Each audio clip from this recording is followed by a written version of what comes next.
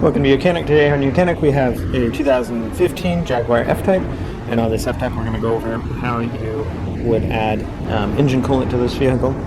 So your engine coolant reservoir is located on the right side of the vehicle, your passenger side, and right here behind this wheel well. This is where your strut mounts onto, and then we have our engine coolant right here. So to remove this cap, you'll spin it off. Make sure too that the engine is not hot when you do this, otherwise you can burn yourself.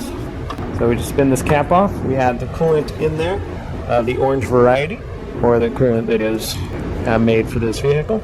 And we have our sight glass on the side here that tells us whether it, the low and the high. We want to make sure it's in that operating range. And then once you've added the coolant that you need to, just be able to take your cap and spin it back on until it clicks to make sure it's tight on there.